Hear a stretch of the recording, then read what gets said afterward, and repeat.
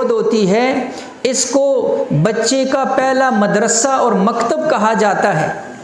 بچہ سب سے پہلے جو سیکھتا ہے اس کا زیادہ وقت ماں کے ساتھ گزرتا ہے، اس لیے اگر ماں دیندار ہوگی تو اس کا بچہ اور بچی بھی دیندار ہوں گے، اس لیے کہ اس کا اثر جو ہے وہ اس کے بچوں کے اندر نظر آئے گا۔ تو اس لیے یہ جو آج کی مجلس ہے یہ اسی حوالے سے ہے کہ ہمارے سامنے فضائل آئیں کہ دین کا سیکھنا اور سکھانا یہ کتنا بڑا عمل ہے، کتنی بڑی فضیلت والا عمل ہے، اور یہ ہماری ضرورت اور ہمارا مقصد ہے۔ مقصد کے بغیر انسان جو ہے وہ ناکام ہوتا ہے۔ اللہ پاک نے جس مقصد کے لیے دنیا کے اندر بھیجا ہے وہ مقصد جو ہے وہ اللہ کی عبادت، اور اللہ کی عبادت جو ہے وہ سیکھ کر کریں گے تو صحیح ہوگی، اور اگر سیکھی نہیں ہوگی تو پھر اس کے اندر ہم غلطی کر جائیں گے۔ اس لیے جس طرح ہم دنیا کے کام سیکھتے ہیں اسی طرح ہمیں چاہیے کہ ہم دین کے احکامات بھی سیکھیں اور اس کے لیے اپنے وقت کو نکالیں۔ تو میں نے عرض کیا مختصراً بات کرتے ہیں کہ یہ اللہ پاک کا احسان ہے کہ اس نے ہمیں اور آپ کو یہ موقع دیا کہ آج تھوڑا سا وقت نکال کر ہم جو ہے یہاں پر جمع ہوئے ہیں تاکہ دین کی بات سیکھیں اور دوسروں کو سکھائیں۔ تو ایک آیت کا ترجمہ میں نے آپ کے سامنے پڑھا، دوسری آیت پارہ نمبر 22 سورہ احزاب آیت نمبر 35 ہے۔ اللہ پاک نے یہاں پر مردوں اور عورتوں دونوں کا ذکر کیا۔ آیتیں یہ ہیں، ان المسلمین والمسلمات، بے شک مسلمان مرد اور مسلمان عورتیں، والمؤمنین والمؤمنات، مومن مرد اور مومن عورتیں، والقانتین والقانتات، اور اسی طرح جو ہے اطاعت کرنے والے مرد اور اطاعت کرنے والی عورتیں، والصادقین والصادقات، سچے مرد اور سچی عورتیں، والصابرین والصابرات، صبر کرنے والے مرد اور صبر کرنے والی عورتیں، والخاشعین والخاشعات، اور اللہ سے ڈرنے والے مرد اور ڈرنے والی عورتیں، والمتصدقین والمتصدقات، صدقہ کرنے والے مرد اور صدقہ کرنے والی عورتیں، والصائمین والصائمات، روزہ رکھنے والے مرد اور روزہ رکھنے والی عورتیں، والحافظین فروجہم والحافظات، اپنی ناموس کی حفاظت کرنے والے مرد اور عورتیں، والذاکرین اللہ کثیرا والذاکرات، اور اللہ کا بہت زیادہ ذکر کرنے والے مرد اور عورتیں۔ آگے ان کے لیے کیا وعدہ ہے؟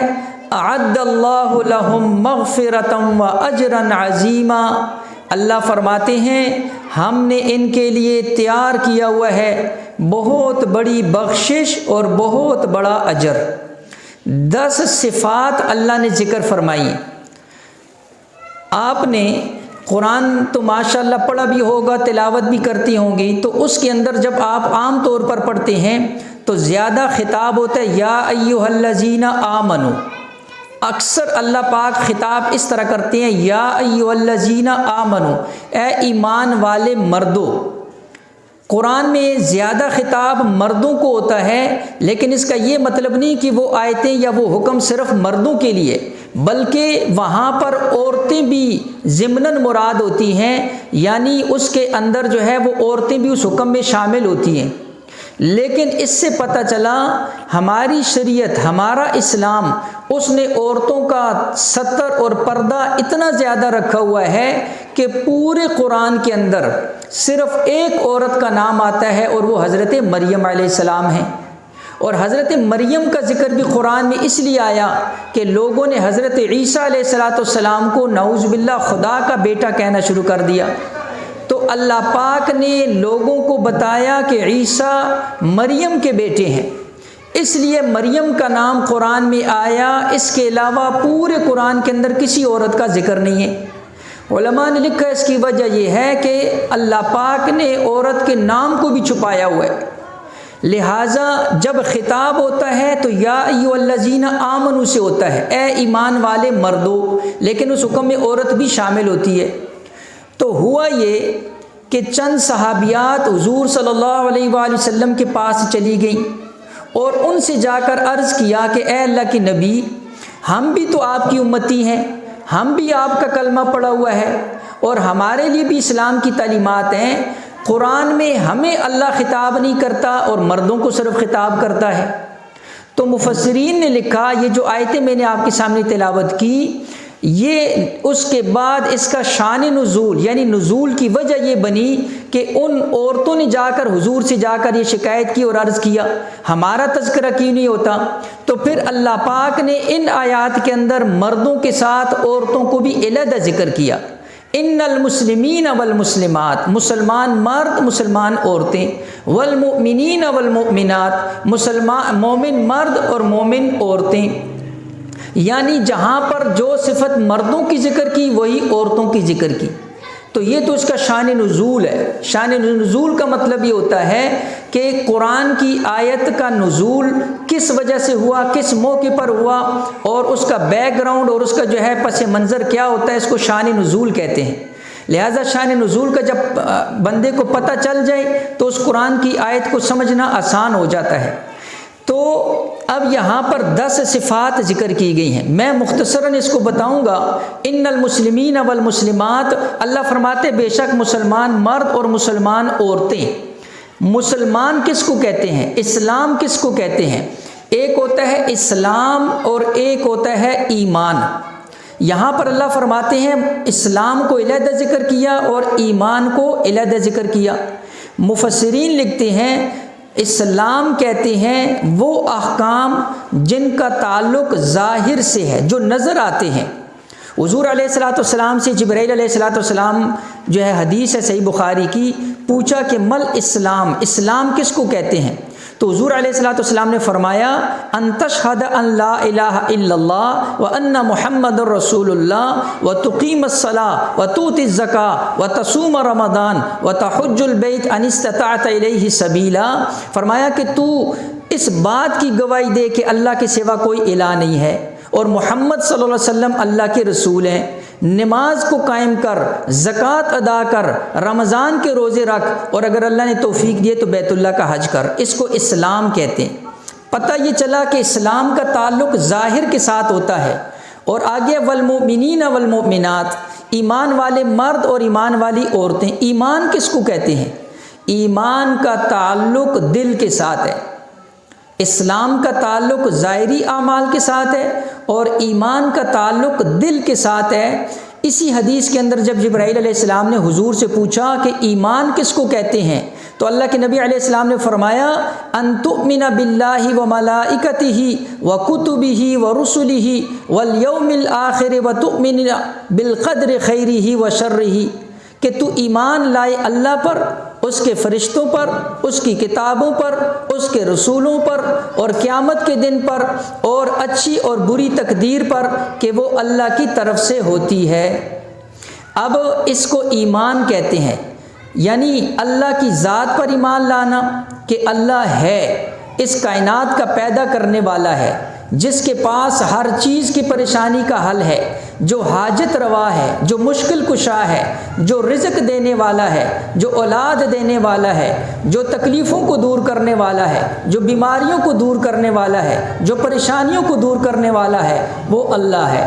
یہ ہمارا پکا ایمان ہے۔ اور اللہ کے فرشتے بھی ہیں، اس پر بھی ایمان ہونا چاہیے۔ اللہ نے کتابیں اتاری ہیں، اس پر بھی ایمان ہونا چاہیے۔ اللہ نے رسول بھیجے ہیں، ان پر ایمان ہو، اور قیامت کے دن پر ایمان ہو، اور اچھی اور بری تقدیر پر ایمان ہو کہ جب بھی کوئی اچھی یا بری تقدیر ہے یہ اللہ کی طرف سے ہے۔ کوئی پریشانی آ گئی تو ہم اس کے اندر اللہ کی طرف متوجہ ہوں، کوئی ضرورت پیش آ گئی تو اللہ کی طرف متوجہ ہوں، دائیں بائیں ادھر ادھر اپنے عقیدوں کو خراب نہ کریں۔ عام طور پر جو ہے عورتیں کمزور ہوتی ہیں، ان کو جب کوئی بات ذہن کے اندر ڈال دیتا ہے فلاں جگہ جاؤ، فلاں جگہ جاؤ، فلاں جگہ جاؤ، فلاں جو ہے ادھر نمک پڑا ہوا ہے، کسی جگہ پتھر پڑا ہوا ہے۔ اب دیکھو یہی وہی چیزیں ہیں جو مکہ کے مشرکین بھی کرتے تھے، وہ بھی جو ہے نا جی بتوں کے آگے سجدہ کر کے ان کو حاجت روا مشکل کشا بناتے تھے۔ آج جو ہے یہی چیزیں ہمارے معاشرے کے اندر عام ہو چکی ہیں۔ ہم 2 رکعت صلاۃ الحاجت پڑھنا ہمارے لیے مشکل ہوتا ہے، اور یہاں سے ہزاروں روپے لگا کر جی فلاں دربار اور فلاں جگہ اور فلاں جگہ۔ اللہ والے جو ہوتے ہیں ہمیں ان کا انکار نہیں ہے، اللہ والے جو ہوتے ہیں وہ اپنے اس عبادت کی وجہ سے اتنے اللہ کے قریب پہنچ چکے ہوتے ہیں۔ لیکن بات یہ ہے، آپ قرآن اٹھاؤ، یونس علیہ السلام جب مچھلی کے پیٹ کے اندر جو ہے وہ چلے گئے سمندر کے اندر، اور مچھلی نے انہوں نے نگل لیا، قرآن کے اندر ان کا ذکر ہے لا الہ الا انت سبحانک انی کنت من الظالمین، یہ دعا وہ انہوں نے پڑھی۔ تو نبی بھی اللہ سے مانگ رہا ہے۔ اب نبی سے بڑا بزرگ کون ہوگا؟ نبی سے بڑا ولی کون ہوگا؟ اللہ کے بعد سب سے بڑا درجہ نبی کا ہوتا ہے، اور نبی بھی کس سے مانگ رہا ہے؟ اللہ سے مانگ رہا ہے۔ اور علماء نے لکھا جب بھی کسی کو کوئی پریشانی، مصیبت، تکلیف آئے، اس آیت کریمہ کا ورد کیا کرے، لا الہ الا انت سبحانک انی کنت من الظالمین، قرآن میں اس کا ذکر ہے۔ علماء نے لکھا جو اس ورد کو اپنائے گا، اللہ پاک ہر طرف سے اس کے اوپر جو اندھیرے چھائے ہوئے ہیں، اللہ پاک جس طرح یونس علیہ السلام کو سمندر کی تاریکی سے، پھر مچھلی کے پیٹ کی تاریکی سے نکال دیا، اسی طرح اللہ پاک جو ہے اسی طرح پریشانیوں سے اس بندے کو نکال دے گا، لیکن ایسے ہی یقین کے ساتھ پڑھے جس طرح اس نبی نے پڑھا تھا۔ اصل چیز یقین ہے۔ تو میں نے عرض کیا کہ ایمان کا تعلق جو ہے وہ دل کے ساتھ ہے۔ اچھی بری تقدیر ہم جو ہے وہ اللہ ہی کی طرف سے، کہ جو ہمارے مقدر کے اندر ہے اللہ پاک وہ ہمیں دے کر رہے گا۔ آگے فرمایا والقانتین والقانتات، اور اسی طرح اطاعت کرنے والے مرد، اطاعت کرنے والی عورتیں۔ قنوت کا مطلب یہ ہوتا ہے یعنی اللہ کی اپنی رضا کے ساتھ اللہ پاک کے جو ہے اس اطاعت کو قبول کرنا۔ اور جب ہم نے کلمہ پڑھ لیا تو کلمہ پڑھتے ہی ہم نے اقرار کر لیا، اے اللہ اب ہم تیرے حکم پر چلیں گے اور تیرے نبی کے طریقے پر چلیں گے۔ لا الہ الا اللہ محمد رسول اللہ کا یہی مطلب ہے، اے اللہ تیرے حکم پر چلیں گے اور تیرے نبی کے طریقے پر چلیں گے، اسی کو قنوت کہتے ہیں۔ آگے والصادقین والصادقات، چوتھی صفت اللہ ذکر کر رہے ایمان والے مردوں اور عورتوں کی، فرمایا سچے مرد اور سچی عورتیں۔ اب سچا ہونا کیا ہے؟ ہم نے جب اقرار کر لیا کہ اے اللہ تو ہی الہ ہے، اب ہمارا امتحان ہوگا، کبھی بیماری آئے گی، کبھی معاشی تنگی آئے گی، کبھی رزق کی تنگی آئے گی، کبھی دوسری پریشانی آئے گی، اب ہمارا امتحان ہوگا اور پتہ چلے گا کہ یہ بندہ اپنے اس اقرار میں اور قول میں سچا ہے کہ نہیں۔ زبان سے تو ہم کہتے ہیں اے اللہ تو ہی مشکل کشا، تو ہی حاجت روا، جب پریشانی آئے گی تو اب پتہ چلے گا کہ یہ بندہ کیسا ہے۔ حضرت بلال رضی اللہ تعالیٰ عنہ کے بارے میں آتا ہے، فرمایا کہ جب ان کو تکلیفیں دی جا رہی تھی تو کسی نے کہا کہ بلال تو اتنی تکلیفیں برداشت کر رہے ہو، تو فرماتے ہیں کسی سے سنا، فرمایا کہ وہ فرمایا کرتے تھے کہ مجھے اللہ پاک جو ہے وہ میرا امتحان ہو رہا ہے، مجھے چیک کر رہا ہے کہ بلال سچا ہے کہ جھوٹا ہے، بلال اپنے نبی کا سچا عاشق ہے کہ جھوٹا عاشق ہے، بلال اللہ کے لیے مار کھا سکتا ہے کہ نہیں کھا سکتا۔ اور پھر وہ ایک مثال دیتے تھے کہ جس طرح کوئی بندہ پہلے زمانے میں وہ کچے گھڑے ہوا کرتے تھے، اب بھی بعض جگہ پر استعمال ہوتے ہیں، تو جب کوئی بندہ گھڑا خریدنے کے لیے جاتا ہے تو اس کو ٹکورا لگاتا ہے، ایسے اس کو کوئی چیز مار کر چیک کرتا ہے، اس کی آواز سنتا ہے کہ بھائی اس کے اندر کوئی اگر کہیں سے کوئی جو ہے وہ نشان ہے یا کہیں سے ٹوٹا ہوا ہے تو اس کی آواز بدل جاتی ہے، اور اگر وہ ٹوٹا نہیں ہوتا تو اس کی آواز ٹھیک ہوتی ہے۔ تو وہ فرمایا کرتے کہ مجھے بھی اللہ پاک اس طرح جو ہے وہ چیک کر رہا ہے کہ بلال سچا ہے کہ جھوٹا ہے۔ تو یہاں پر فرمایا والصادقین والصادقات، اللہ بھی اس طرح کبھی کبھی ہمیں اور آپ کو چیک کرے گا، امتحان لے گا کہ یہ اپنی بات کے اندر سچا ہے یا جھوٹا ہے۔ آگے اللہ نے اگلی صفت ذکر کی والصابرین والصابرات، فرمایا صبر کرنے والے مرد اور صبر کرنے والی عورتیں۔ یہ بھی ایک بہت بڑی صفت ہے، اللہ پاک جس کو دے دے۔ صبر جو ہے یہ بہت بڑی صفت ہے، انبیاء علیہ السلام جو ہے وہ اس صبر کا مظاہرہ کیا کرتے تھے۔ لہٰذا صبر کا مطلب کیا ہے؟ صبر یہی ہے، ابھی جیسے رمضان ہے، رمضان کے اندر ہم نے کھانے پینے سے صبر کیا ہوا ہے، رمضان کے اندر ہم جو ہے صبح اٹھتے ہیں اور نیند نہ بھی پوری ہو تہجد کا اہتمام کرتے ہیں، نیند آ رہی ہے تلاوت کا اہتمام کرتے ہیں، تو ہم اپنی اس نیند سے جو ہے اپنے آپ کو صبر دے کر اللہ کی عبادت کرتے ہیں، یہ صبر ہے۔ اسی طرح جو ہے سردیاں آتی ہیں، سردی کے لیے نماز کے لیے وضو کرنا پڑتا ہے، تو ہم اس وضو کی اس پانی کی ٹھنڈک کو برداشت کرتے ہیں، یہ صبر ہے۔ لہٰذا یہ ساری چیزیں، اور جب کوئی پریشانی تکلیف بیماری آ گئی، کوئی فوتگی ہو گئی، کوئی عزیز ہمارا دنیا سے چلا گیا، تو وہاں پر پھر سب سے بڑا جو ہے وہ ہمیں صبر کا مظاہرہ کرنا پڑتا ہے۔ اس لیے ذہن کے اندر رکھو کہ صبر کس کو کہتے ہیں۔ حدیث میں اللہ کے نبی علیہ السلام نے فرمایا الصبر عند صدمۃ الاولی، کہ جب تمہیں کوئی تکلیف پہنچے اس وقت صبر کرنا ہے، بعد میں تو رو پیٹ کر سب کوئی صبر آ جاتا ہے، بعد میں تو سارے ہی جو ہے نا جی خاموش ہو جاتے ہیں، وہ صبر نہیں ہے۔ صبر یہ ہے کہ جو ہے کوئی زبان سے اس طرح کا کلمہ نہ نکلے۔ حضور علیہ السلام کے تین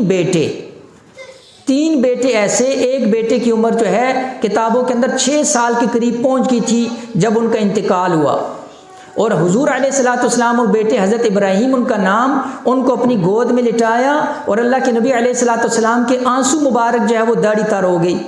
حضرت عمر رضی اللہ تعالیٰ نے عرض کیا کہ اے اللہ کے نبی، آپ تو ہمیں منع کرتے ہیں رونے سے اور خود رو رہے۔ حضور علیہ السلام نے فرمایا نہیں، یہ جو آنسو ہے یہ تو رحمت ہے، یعنی یہ جو ہے میں نے زبان سے کوئی ایسا کلمہ نہیں فرمایا۔ حضور علیہ السلام نے فرمایا میں تو زبان کے کلمے سے منع کرتا ہوں کہ زبان سے کوئی غلط بات نہ نکالو۔ اس لیے اللہ کے نبی علیہ السلام نے فرمایا کہ جو تم میں سے یعنی فوتگی اور ایسے ماتم کے وقت کے اندر اپنا سینہ جو ہے اس کو پیٹے گا، یا اپنے گریبان کو پھاڑے گا، یا جزع فضع کرے گا، فلیس منا، حضور نے فرمایا یہ میری امت میں ہی نہیں ہے۔ اتنا سخت گناہ ہے، اور فرمایا اس وقت اس مردے کو گناہ ہو رہا ہوتا ہے۔ تو ایسے معاملات کے اندر چونکہ عورتیں بہت زیادہ بے صبری کرتی ہیں، تو اللہ نے یہاں پر عورت، نیک عورت کی جو ہے وہ مدح، نیک عورت کی صفت ذکر کی، والصابرین والصابرات، جب اس پر پریشانی آئے گی وہ صبر کرے گی۔ جب اس پر پریشانی آئے گی تو اللہ پاک نے قرآن کے اندر اس کا وظیفہ دیا، فرمایا ذکر کیا وبشر الصابرین، اللہ فرماتے صبر کرنے والوں کے لیے بشارت ہے، اس لیے کہ وہ مشکل کام ہوتا ہے، تو جب کوئی بندہ اس وقت صبر کر لیتا ہے تو اللہ پاک اس کے لیے بہت بڑی وعدے رکھے ہوئے ہیں۔ فرمایا الذین اذا اصابتہم مصیبۃ قالوا انا للہ وانا الیہ راجعون، سورہ بقرہ کے اندر اللہ فرماتے ہیں کہ جب ایمان والے کے اوپر کوئی پریشانی آتی ہے تو وہ کیا کہتا ہے، انا للہ وانا الیہ راجعون، یعنی یہ کس کے لیے، اللہ ہی نے تو دی تھی یہ چیز اور اللہ کی طرف لوٹ گئی۔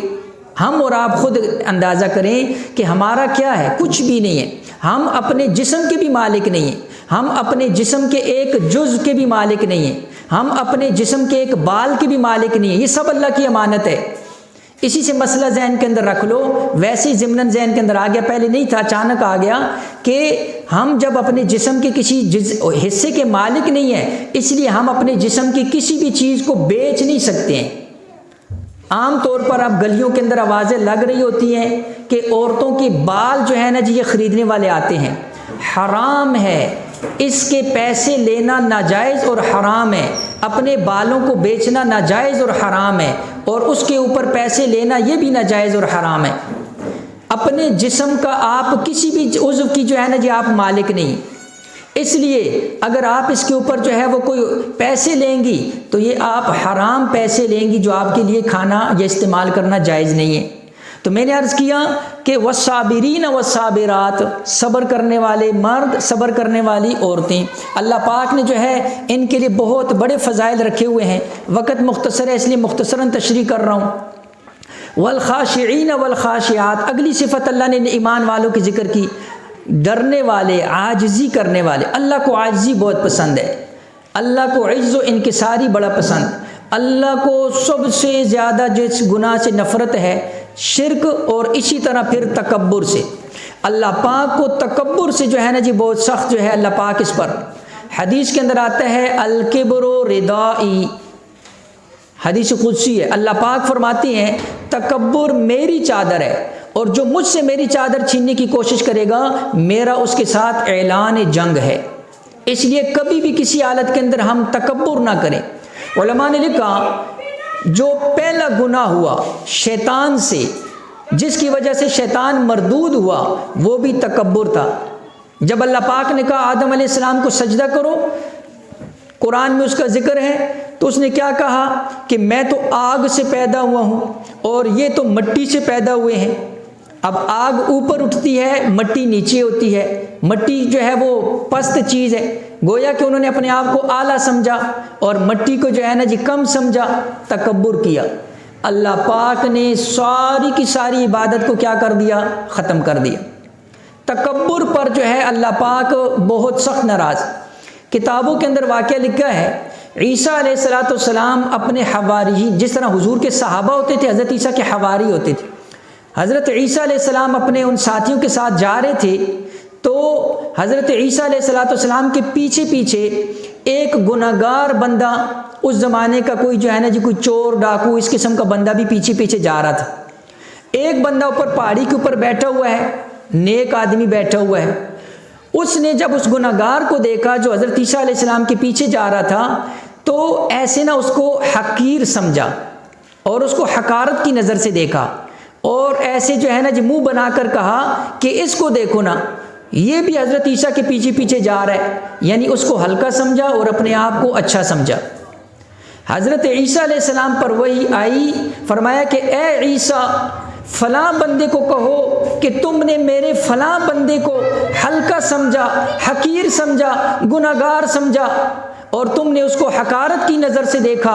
اس بندے کو کہو تمہاری جتنی بھی نیکیاں تھی میں نے وہ ساری کی ساری جو ہے نا جی ختم کر دی، اور اس گناہگار کو کہو کہ میں نے تمہاری تمام نیکیوں کو جو ہے گناہوں کو نیکیوں کے اندر تبدیل کر دیا ہے۔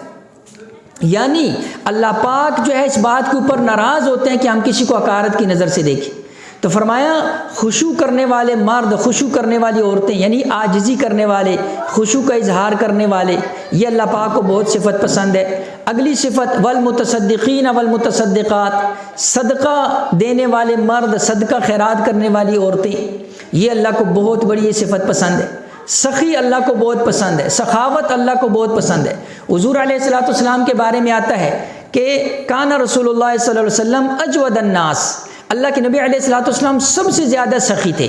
وَكَانَ أَجْوَدُ مَا يَكُونُ فِي رمضان، اور حضور علیہ السلام سب سے زیادہ سخاوت رمضان کے مہینے میں کیا کرتے تھے۔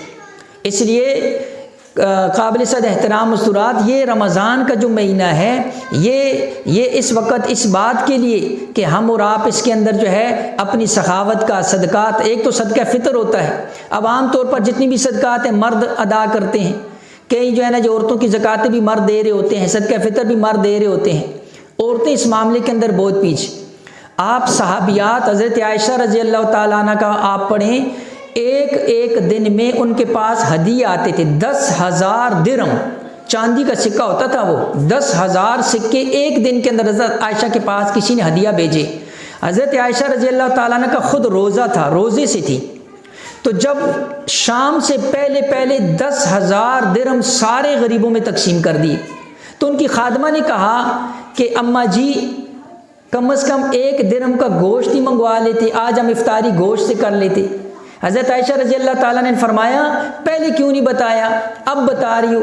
یعنی حضرت عائشہ کو اپنے اس روزے کا بھی جو ہے نا جی وہ نہیں تھا، وہ بھی خادمہ نے یاد دلایا کہ تھوڑا سا گوشت ہی منگوا لیتے۔